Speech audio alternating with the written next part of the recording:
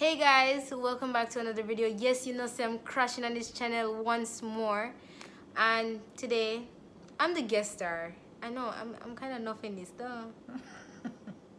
Guys, I'm in Wendiswurld. It's like so amazing here. Like Yes. I love to be here. Yes, unlimited access and opportunities. Period. Hey you guys, welcome back to another video, and in today's video I have a very special guest here, Daddypinee. I'm so happy and excited she could be here with us this evening, and I want to say this is gonna be my first talk show. Yes, you guys, this is practice for my talk show. And in today's topic, we're talking about the Supreme Court here in Jamaica, their decision ruling with an elementary school here who is against locks. This child, she is not allowed to be in school wearing her locks. Now, this court case have been going on for over a year, and according to the school, they're claiming that their decision was based on indiscipline and hygiene. Now, I have two questions, and before we get to those questions, I would love for you guys to pause for a moment so we could think about what I just said. A 6 or 7-year-old is not allowed to go to the school of her choice because she's wearing locks. What do you think? It doesn't sit right with me. It really doesn't. They're really gonna come down on a 6-year-old because of her hair. What could have sparked something like that to ban her from receiving an education? And what makes it more interesting, you guys, if you check the online post in the news media or social media, you get to see a photograph of this little girl and her beautiful family. She's well groomed. They are just adorable. What is it about locks that is indiscipline? Or is wearing locks unhygienic? Honestly, based on that little girl, her hair was well groomed, as you said, and I didn't see anything wrong. Listen, y'all, don't even get me started about hygiene. Because there are people who have, yes, I don't even want to go there because I feel like I'll get in trouble if I really state what's really on my mind when they started talking about hygiene. That's just really harsh, honestly. It wasn't that bad. It isn't that bad. What kind of world are we living in? It's the 21st century, for crying out loud. Are we really in that, are we stuck in that era where the texture or the color of our hair is gonna deny us of our basic right? And the fact that we live in Jamaica, who is our biggest icon? Bob Marley. Is this a joke? Oh my God. At first when I saw it, I kid you not, I thought it was another meme going around and somebody wanted to make a statement, and somehow in the midst of it, it would be a joke. Yeah. I really didn't take it serious because this was too ridiculous for me to even think it was a thing. I actually recall Prime Minister Andrew Holness making remarks on this whole matter. He was basically stating that no child should be barred from receiving an education based on any type of discrimination, and also that school rules should be rights based. This hair discrimination is really just something that shouldn't happen. The Jamaican Constitution states it prohibits discrimination on the basis of religious, cultural practices, or race. So the question is, who are these people involved? Who are these people who are in charge? Why was this decision made? Why has it been dragged along for over a year? Why did it have to go to the Supreme Court for the Prime Minister and the Minister of Culture to be involved? At school, they're not aware of their rules that they should follow, distributed by the Ministry of Education. Because like I said, Andrew Holness did say that schools are supposed to have their rules on rights based, meaning they should follow the rights that a student or an individual has to make their rules. Does this also mean that they need to have something in place that creates checks and balances for these institutions, because it's apparent that they're making up their own rules with total disregard of our constitutional rights. So this is a matter of questioning what these schools rules are versus our constitutional rights. Are they being ignored? The court said that her rights were not breached. Didn't they say that? Mm-hmm. So how was her rights not breached? She has a right to an education. That's what we want to know too. Like, who is this judge? We don't get no information based on that. What? Yeah. This is crazy. And this is something I've observed all my years growing up here in Jamaica. Jamaica has Jamaicans, I should say. They're a group of people who are very timid, they're very shy. And I feel like social injustices that have happened resulted because they somehow do not really speak up for themselves. And I'm so proud of this family who finally stood up, defending their right, defending the rights of their child, and they're still unsettled on whatever decisions were made. And look, attract the attention of the Prime Minister and the Minister of Culture. Something is actually being done about this situation. They're actually seeking help.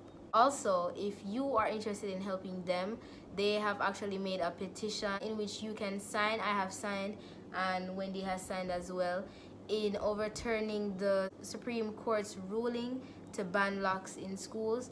The link for that petition will be in the description down below. Please go check it out and sign this petition and share. Sign because it's for a good cause. It really is. Indeed. Indeed. And we should not have this happening ever again. We did come across a social media post explaining that something like this happened, and I'm sure it has happened many times before, but it was never brought to anyone's attention and it just was left unchecked.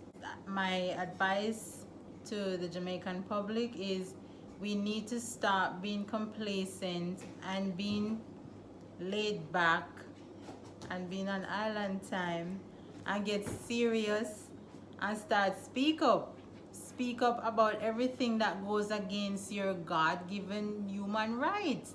We need to stop being so docile. We need to speak up for ourselves, speak up for our neighbors. Stop conforming to mental slavery. None but ourselves can free our minds. Who said that? Bob Marley. Our Jamaican icon? Huh? Yes. What would you say about Bob Marley?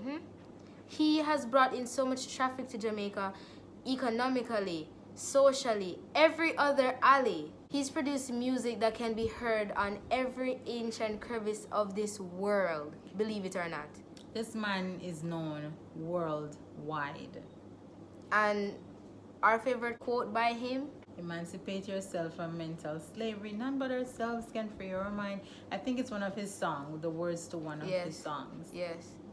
One of his quote that is my favorite, he said, people are hated in being real and they're being loved for being fake. And in this case, and relating to this situation, this child has been unapologetically, authentically being herself, and she's been hated for it. It doesn't add up. It really doesn't. But if she went and texturized her hair, cut it off, and cream it. No, how about wearing braids? Braids is okay, and it doesn't have to be kinky braids. It could be Malaysian.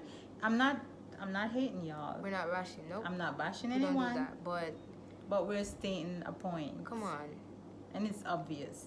It's okay to wear the fake hair, but you can't wear your real, authentic hair. And it's not like her hair was not groomed. Her hair is beautifully groomed. Thank you. Well taken care of. Thank you. And then again, not only do we have Bob Marley as a known legend, what about the new legends that are coming forth? What about Buju? I'm pretty sure you love Buju Banton. Yep. You know about Buju. Yep. What about the young rising star Coffee? There you go. There you go.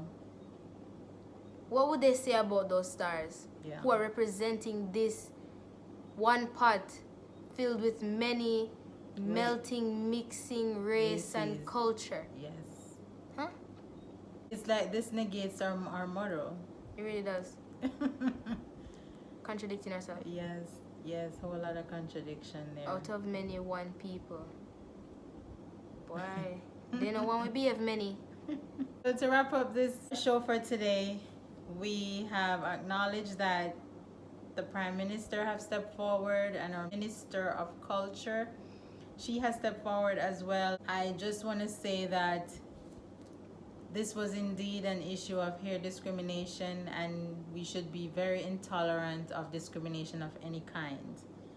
Jamaica is not known to be a place where we have any form of supremacy here. We are all one and the same. Out of many, one people. After signing the petition, I noticed there was an article written by the mother, and I scoped it out, and it says, "I am sitting here writing this petition on our Emancipation Day, feeling like it's still 1834, since the Supreme Court said that the little girl's constitutional rights were not breached. Clearly, there's something lacking in it that gave way for this to happen." I am in total agreement with the mom, but I want to end on this note.